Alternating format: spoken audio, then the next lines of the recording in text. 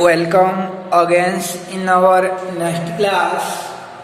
तो आज देखिए हम लोग यदि पूर्व क्लास में देखिए कि अमोनिया निर्माण का एवं विधि और अमोनिया का भौतिक गुण जो है, तो अमोनिया जो है अश्रु गैस के नाम से जाना जाता है। इसके वाष्प से आंसू आ जाती है तो इसे अश्रु गैस के नाम से जाना जाता है।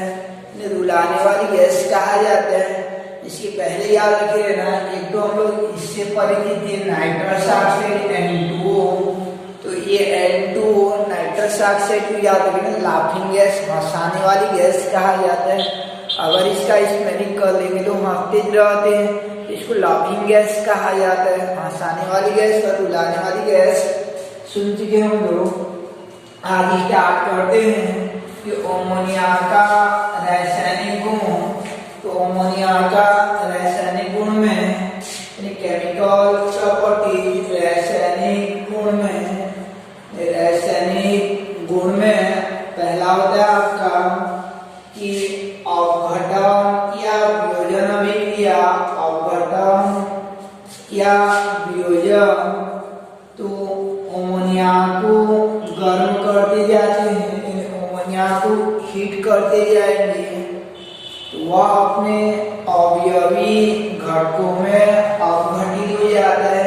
NH3 को हीट करेंगे तो यह NH3 जो टूट जाता है आपका N2 प्लस H2 में टूट जाता है, अपने अवयवी पास में डिवाइड हो जाता है। तो इसको बैलेंस करने के लिए 2 और इधर 3 आ जाता है। तो इस प्रकार 2NH3 → N2 प्लस 3H2 या वियोजन अभिक्रिया के अंतर्गत आ जाता है। तो अपघटन करवाने पर आपका N2 और H2 प्राप्त होता है। दूसरा देखते हम लोग कि दूसरा ऑक्सीकरण अभिक्रिया। ऑक्सीकरण या वायु से अभिक्रिया वायु से क्रिया। तो ऑक्सीकरण या वायु से अभिक्रिया करवाएंगे तो इस स्थिति में ऑक्सीकरण या वायु से अभिक्रिया करवाते हैं तो इस कंडीशन में आपका यह NH3 जो है वायु से अभिक्रिया करवाएंगे, ऑक्सीजन से अभिक्रिया करवाएंगे। ऑक्सीकरण या दहन या वायु से अभिक्रिया कराना या जलाना का अर्थ होता है ऑक्सीजन से क्रिया कराना होता है। ऑक्सीकरण, दहन, जलाना या वायु से क्रिया करवाना का अर्थ ऑक्सीजन से क्रिया करवाना होता है। तो ऑक्सीजन से क्रिया करवाते हैं तो ऑक्सीजन इतना रेडियोविद्युतीय तत्व होता है, इतना क्षमता वाला इलेक्ट्रोनेगेटिविटी एलिमेंट्स होता है, इतना पावर वाला इलेक्ट्रोनेगेटिविटी एलिमेंट्स होता है कि वह जिन यौगिक से अभिक्रिया करता है उस दोनों पास से अभिक्रिया कर लेता है, इन दोनों घटकों से अभिक्रिया कर लेता है। नाइट्रोजन से भी कर लेता है और हाइड्रोजन से भी कर लेता है। तो नाइट्रोजन से अभिक्रिया करता है तो यह NO बनता है, जबकि उत्प्रेरक में प्लेटिनम जारी और 800 सेंटीग्रेड ताप लेते हैं, यानी NO बनता है। और दूसरा जो है S से अभिक्रिया करेगा तो H2O बनेगा, यानी तो NO बन जाता है। NO को नाइट्रिक ऑक्साइड कहा जाता है। एक तो NO बन जाता है और दूसरा H2O बन जाएगा। रही बात ये NO यानी इस समीकरण का उपयोग कर हम लोग NO को बनाते हैं। उसके बाद NO से NO2 बनाया जाता है। NO2 का जल से अभिक्रिया कर HNO3 बनाया जाता है। आगे पढ़ेंगे हम लोग नाइट्रिक अम्ल HNO3। नाइट्रिक अम्ल बनाने का विधि में पहला ये NO को प्राप्त करते हैं, फिर NO2 को प्राप्त करते हैं, फिर इससे जो है आपका HNO3 प्राप्त किया जाता है। तो NO को प्राप्त करने के लिए इसी समीकरण का सहारा लिया जाता है कि अमोनिया का वायु से प्लेटिनम जारी की उपस्थिति में 800 सेंटीग्रेड ताप पर अभिक्रिया करवाते हैं तो नाइट्रिक ऑक्साइड NO प्राप्त होता है। उसको आगे देखेंगे कि जब हम नाइट्रिक अम्ल निर्माण का ओस्टवाल्ड विधि को देखेंगे, ये NH3 से अभिक्रिया कर NO और H2O बनाता है। अब बैलेंस करना है हमको कि समीकरण को संतुलित करना है। तो इधर आपका 3 हाइड्रोजन है और इधर 2 है, तो हाइड्रोजन को बराबर करने के लिए ये आपका 3 और इधर 3 और इधर 2 कर देते हैं, तो हाइड्रोजन बराबर हो जाता है। इसके बाद नाइट्रोजन को देखते हैं, तो इधर 2 नाइट्रोजन और इधर 2 नाइट्रोजन हो जाता है, नाइट्रोजन बराबर हो जाएगा।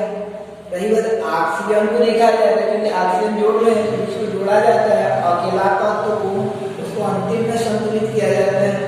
अब इधर कितना है, 3 2 5 ऑक्सीजन है और इधर आपका 2 ऑक्सीजन है, तो बराबर करने के लिए 5/2 कर देते हैं। 5/2 O2 का अर्थ होता है, 5/2 O2 का अर्थ होता है यानी 10 ठो ऑक्सीजन का आधा 5 O2 का अर्थ हो जाएगा 10 ठो O/2 मीन्स 5 O हो जाएगा, तो संतुलित हो जाता है। या पूरा समीकरण में क्या कर दीजिए, घटा लगता है तो 2 का गुणा कर देते हैं, तो ये 2 दूनी 4 हो जाएगा, इधर कट जाएगा और ये हो जाएगा आपका 2 दूनी 4 और ये हो जाएगा आपका 2 तिया 6, तो 4NH3 plus 5O2 change to 4NO plus 6H2O हो जाता है। तो इस प्रकार से वायु से अभिक्रिया का यह समीकरण हो जाता है। इसके बाद तीसरा में देखिए हम लोग कि क्लोरीन से अभिक्रिया, यानी क्लोरीन से क्रिया, तो क्लोरीन से क्रिया का समीकरण लिखिए। एक साथ आया था एग्जाम में जो है कि अमोनिया का क्लोरीन से अभिक्रिया का समीकरण लिखिए, एक क्वेश्चन आ गया था। तो क्लोरीन से अभिक्रिया का 2 प्रकार से क्लोरीन से अभिक्रिया करता है। पहला जो है क्लोरीन की अधिकता में अभिक्रिया करता है, यानी जब क्लोरीन को अधिक मात्रा में ली जाती है, ए एक्सेस ऑफ क्लोरीन, यानी क्लोरीन की अधिकता में अभिक्रिया करता है। क्लोरीन अधिक मात्रा में लिया जाता है। अमोनिया का रासायनिक गुण पढ़ रहे हैं, तो ये अमोनिया का क्लोरीन से अभिक्रिया करवाते हैं, तो क्लोरीन को अधिक मात्रा में लेते हैं और अमोनिया इतना अच्छी रहेगा, यानी क्लोरीन को अधिक मात्रा में लेंगे और अमोनिया इतना अच्छी रहेगा। तो ये अगर अधिक मात्रा में क्लोरीन रहता है, तो ये क्लोरीन ये ऑक्सीजन जैसे ऋण विद्युत का, तो एक बार नाइट्रोजन से क्रिया किया और एक बार हाइड्रोजन से क्रिया किया ऑक्सीजन, तो जस्ट यहाँ पे एक बार जो है कि ये क्लोरीन नाइट्रोजन से अभिक्रिया करेगा और एक बार हाइड्रोजन से क्रिया करेगा। अगर नाइट्रोजन से क्रिया करता है तो नाइट्रोजन ट्राइक्लोराइड NCl3 बना लेता है, क्योंकि NCl टाइप बनना संभव नहीं होता है। विषाक्रिय हाइड्रोजन अभिक्रिया करता है, हाइड्रोजन से क्रिया करता है तो HCl बनता है और नाइट्रोजन ट्राइहैलाइड जो विस्फोटक नेचर के होते हैं, यानी विध्वंसकारी होते हैं। अब इसको संतुलित करना है हमको, तो इधर कितना नाइट्रोजन है आपका, एक उधर एक है। अब हाइड्रोजन देखते तो इधर 3, तो इधर 3 करना पड़ेगा। अब ये जो तत्व का क्रिया करवाते हैं उसको अंतिम में संतुलित किया जाता है, तो इधर आपका 3 3 6 क्लोरीन, इधर 2 है तो 3 का गुणा कर देंगे, तो ये NH3 plus 3Cl2 change to NCl3 plus 3HCl हो जाता है। इस प्रकार से यह नाइट्रोजन का क्लोरीन से अभिक्रिया का समीकरण हो जाता है कि क्लोरीन की अधिकता रहती है। दूसरा की वही क्लोरीन से अभिक्रिया का ही समीकरण लिखेंगे, वही क्लोरीन से अभिक्रिया का समीकरण लिखते हैं। जबकि दूसरा कंडीशन कि अमोनिया की अधिकता हो जाए, अमोनिया अधिक मात्रा में हो, अमोनिया की अधिकता, तो अमोनिया अधिक मात्रा में रहता है, तो इसी स्थिति में ये जो है अमोनिया को बढ़ा सकते हैं, यानी Cl2 का अभिक्रिया NH3 से करवाते हैं।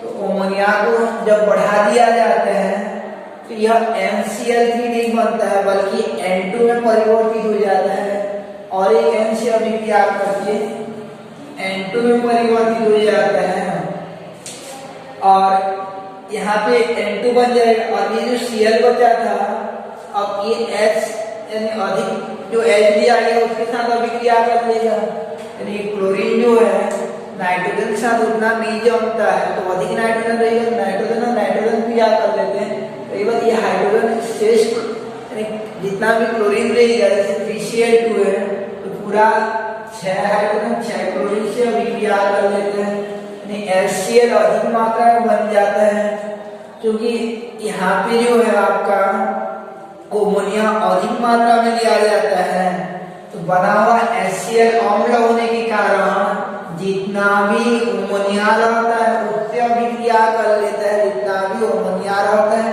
उनसे अभिक्रिया कर लेता है क्योंकि अमोनिया जो लुईस के अकॉर्डिंग क्षार होता है, अमोनिया जो लुईस के अनुरूप जो क्षार होता है और HCl अम्ल होता है तो अम्ल क्षार के साथ ठहर नहीं पाता, तुरंत अभिक्रिया कर लेता है तो ये NH3HCl की अभिक्रिया करता है तो याद रखिएगा NH4Cl अमोनियम क्लोराइड बनाता है, क्या बनाता है NH4Cl अमोनियम क्लोराइड बनाता है।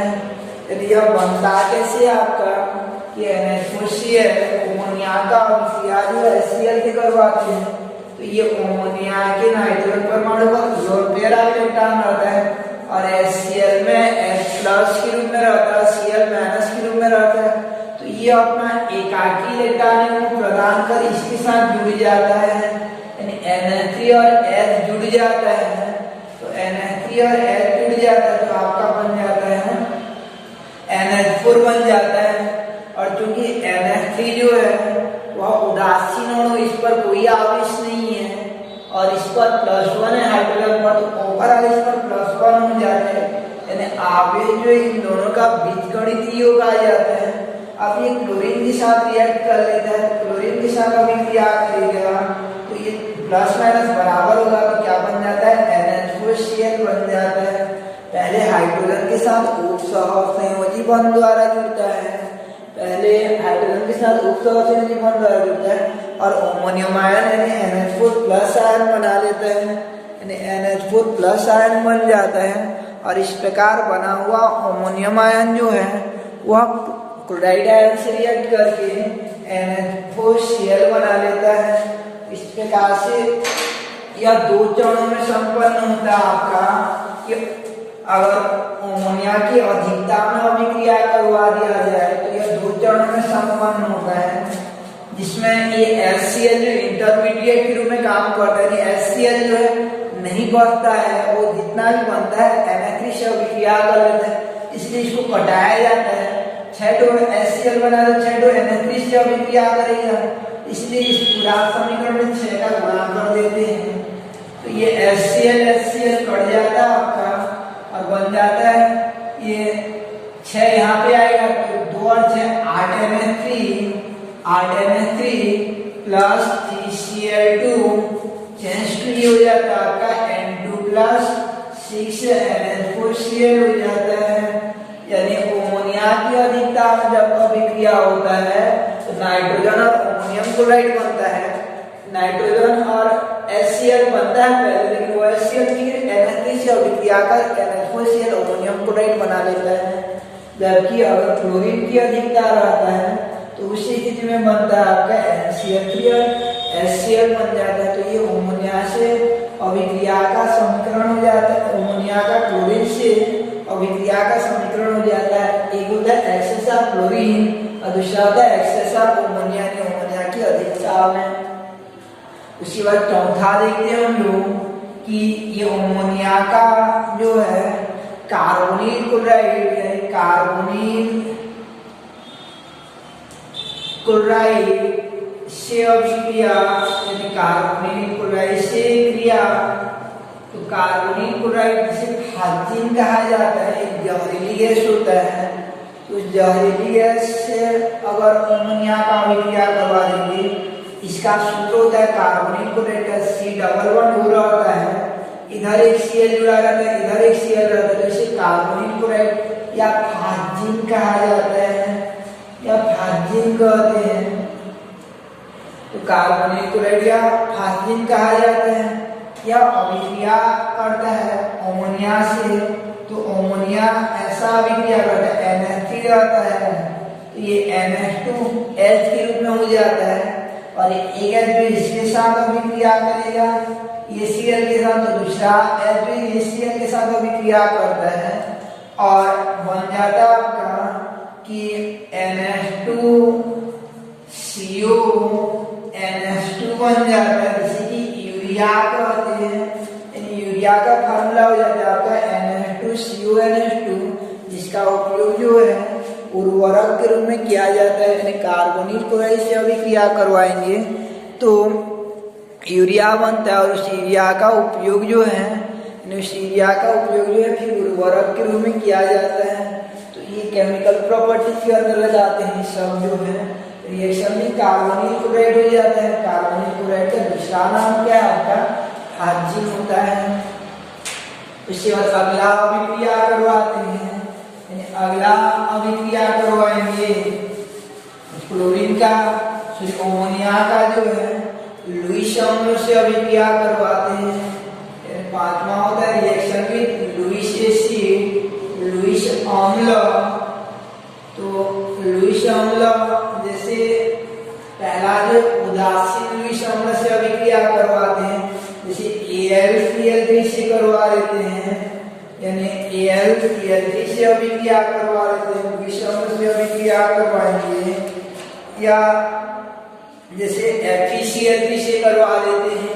तो लुईस के अनुसार अम्ल क्षार किन्हें कहा जाता है कि वे स्पीशीज जो एकाकी एल्काइन ग्रहण करते हैं लुईस के अम्ल कहलाते हैं, और जो दे सकते हैं लुईस के क्षार कहलाते हैं। तो अमोनिया लुईस का क्षार है, तो लुईस अम्ल से अभिक्रिया करेगा, क्योंकि क्षार तो अम्ल से अभिक्रिया करेगा।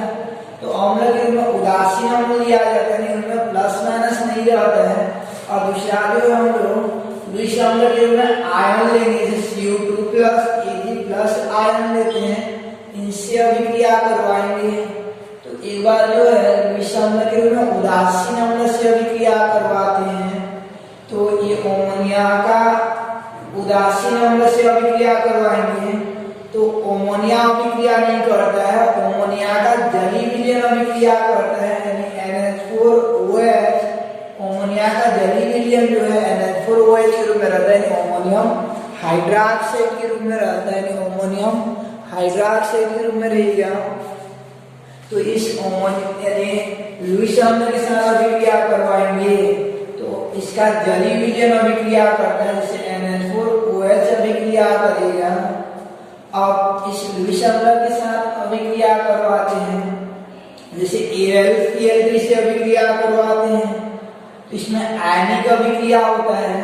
NH4OH में NH4 धनायन के रूप में और OH ऋणायन के रूप में, इसमें त्रिया गुणा करेंगे तो Al3+ के रूप में और Cl-1 के रूप में रहता है।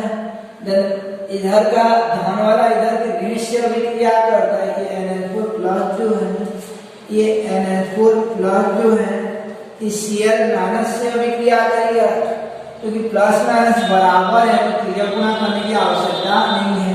तो एक तो NH4Cl बन जाएगा, दूसरा क्या क्या बचा होता है Al+ बचा, इधर का OH- बचा। तो Al पर 3+ है और OH पर सिंगल माइनस है, देन क्रॉस मल्टीपल करेंगे तो ये 3 यहाँ पे आ जाएगा और 1 यहाँ पे आएगा, तो 1 को लिखने की बाध्यता नहीं होती है।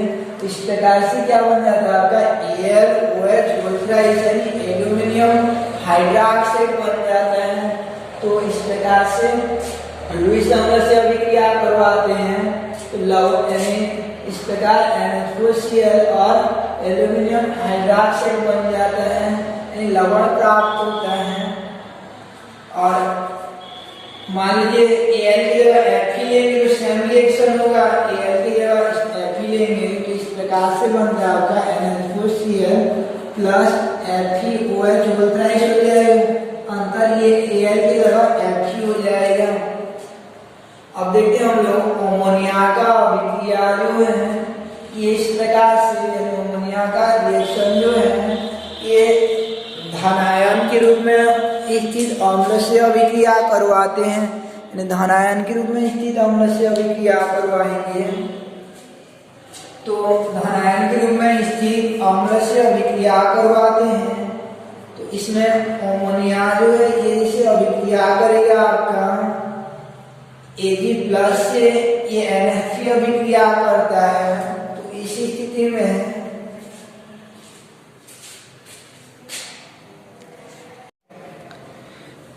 Ag+ जो है ये NH3 से अभिक्रिया करता है। तो NH3 पूरा उदासीन हो रहता है और ये Ag+ जो है आपका एक आयनिक आयन रहता है। तो आयन और उदासीन अणु जो है आयनिक बंध नहीं बना पाते हैं। आयनिक बंध जो है वो धनायन ऋणायन के मध्य होता है। तो इसमें इसके पास एकाकी इलेक्ट्रॉन है और इसमें ये धनायन है, इसमें इलेक्ट्रॉन की कमी रहता है। तो ये लुईस का 4 और ये अम्ल के रूप में प्लस वाला अम्ल के रूप में। तो ये अमोनिया क्या करता है अपना एकाकी इलेक्ट्रॉन में प्रदान कर एक नया बॉन्ड बना लेता है।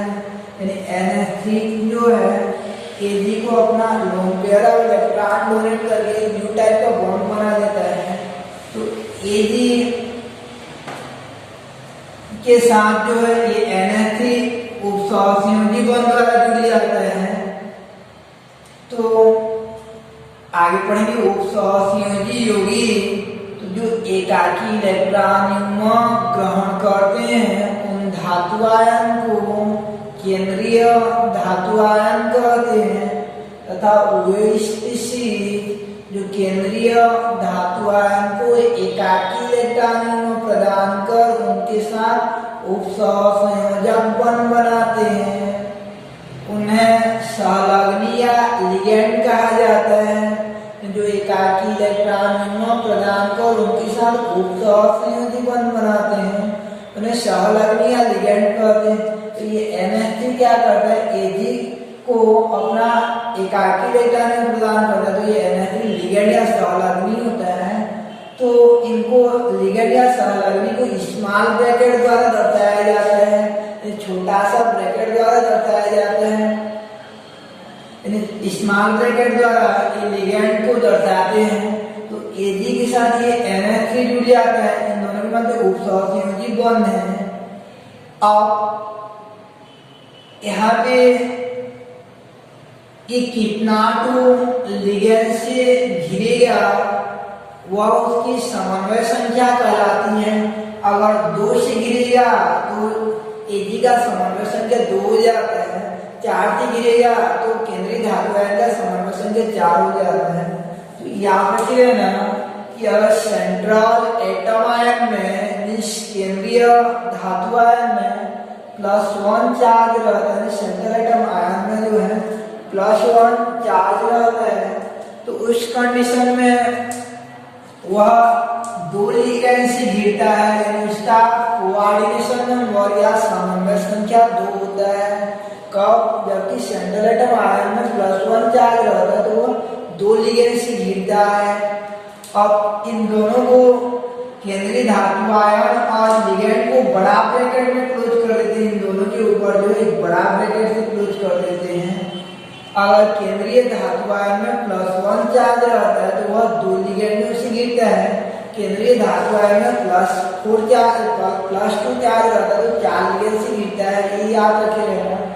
उसके बाद जो है ये ब्रैकेट बड़ा ब्रैकेट देते हैं जिसे उपसहसंयोजी मंडल कहते हैं। इसको बार-बार चैप्टर में पढ़ेंगे, 9वां चैप्टर में पढ़ेंगे। तो इसको ये पूरा ब्रैकेट को उपसहसंयोजी मंडल कहते हैं। और इसके ऊपर कितना आवेश आएगा उसको कैसे जानते हैं? इन दोनों का बीजगणितीयों को निकालते हैं। तो Ag पर +1 है और NH3 कितना डो लगा? 2 NH3 का उपयोग हुआ और NH3 जो न्यूट्रल कंपाउंड है यानी शून्य आवेश से उस पर प्लस माइनस नहीं है। 2 × 0 तो ओवरऑल कितना हुआ? इसका 1 और इसका 0 यानी कितना हुआ? 1। तो +1 चार्ज हो जाता है। इसके ऊपर +1 चार्ज हो जाता है। आवेश को कैसे निकालते हैं? इनका बीजगणितीय करके निकाला जाता है। इस पर +1 और इस पर 0 है तो ओवरऑल +1 हो जाता है। और ये पूरा आयन कहते हैं।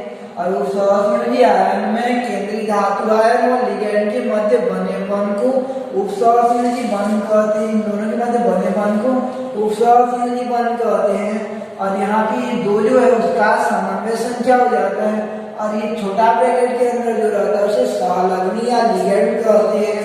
तो इस प्रकार से जब आपका विषम धनायन के रूप में रहता है तो एक उपसर्जनीय आयन बनता है। मान लीजिए हम Cu2+ से अभिक्रिया करवाएंगे तो Cu2+ से NH का अभिक्रिया करवाएंगे तो Cu पर क्योंकि दो धनायन है तो ये 4 लिगेंड से सराउंडिंग हुए, 4 लिगेंडों से गिरता है, 4 लिगेंडों से गिर जाएगा। अब इन दोनों को बड़ा ब्रैकेट से क्लोज कर देते हैं। बड़ा ब्रैकेट के ऊपर कितना चार्ज आएगा, संतुलित पहले कर लेते हैं, ये 4 हो जाएगा। उसके बाद आवेश कितना आएगा, मंडल के बाहर जो है, मंडल के बाहर इनका बीजगणितीय योग आता है NH का 0 4 गुना 0, ये 0 हो गया और इस पर +2 ओवरऑल +2 हो जाते हैं। इस प्रकार से ये आयन बन जाते हैं। इनका नामकरण बाद में हम लोग सीखेंगे। इसका नाम जो टेट्राएमिन कॉपर 2 आयन का आइडिस नेमिंग जो है यानी 9वें चैप्टर में सीखेंगे। तो इस प्रकार ये लुईस समूह से अभिक्रिया करके ऐसा उपसर्जनीय आयन बना देते हैं। तो ये था अमोनिया का रासायनिक गुण जो है कि यानी अलग अलग से अलग अलग प्रकार का अभिक्रिया प्रदर्शित करता है। उसके बाद अमोनिया का उपयोग देखते हैं। तो अमोनिया का उपयोग जो है ये अमोनिया के वाष्प से आंसू आ जाती है, इसलिए इसे अश्रु गैस कहा जाता है, जिसका उपयोग युद्ध क्षेत्र में शत्रुओं को तितर बितर करने के लिए किया जाता है। युद्ध क्षेत्र में शत्रुओं को तितर बितर करने में किया जाता है। जैसे आप अकेला हो और उधर जो सहस्त्र सेना है तो उस समय उनको पराजित करने के लिए आप केमिकल फायरिंग करते थे, अमोनिया गैस का उन पर प्रहार करोगे तो सबके आंख में आंसू आ जाएगा और वो मूर्छित हो जाएगा और आप जो विजेता हो सकते हो। तो इस प्रकार से इसका उपयोग जो युद्ध क्षेत्र में शत्रुओं को तितर बितर करने में किया जाता है। दूसरा कि कपड़ा अगर यानी दाग धब्बा लग गया रहता है तो उसको सफाई करने के लिए अमोनिया का उपयोग करते हैं, द्रव अमोनिया का। और ये द्रव अमोनिया का उपयोग प्रशीतक रेफ्रिजरेटर में किया जाता है। द्रव अमोनिया का उपयोग जो है आपका फ्रिज में किया जाता है, रेफ्रिजरेटर में जो है वहाँ पे ये क्या करता है कि द्रव अमोनिया जो है गैस में परिवर्तित होने के लिए वहाँ से जल से उष्मा को ले जाता है और उसको ठंडा कर देता है और उसको जो है फ्रीज करने के लिए काम आता है। तो प्रशीतक के रूप में किया जाता है। तो इस प्रकार से समूह 15 के किसी एक यौगिक अमोनिया का बारे में हम लोग पढ़ चुके हैं। बनाने का विधि, भौतिक गुण, रासायनिक गुण और दैनिक जीवन में उपयोगिता। ऐसा और एक यौगिक पढ़ेंगे नाइट्रिक अम्ल HNO3 बनाने का विधि, भौतिक गुण, रासायनिक गुण और दैनिक जीवन में उपयोगिता। इसके बारे में हम लोग को स्टडी करना है नेक्स्ट डे जो है। आज के लिए बस इतना है। तो इस प्रकार से पढ़े हम लोग आज जो है अमोनिया का यानी भौतिक गुण और उसके बाद रासायनिक गुण जो है, रासायनिक गुण में अलग अलग से अलग अलग प्रकार का अभिक्रिया जो प्रदर्शित करता है।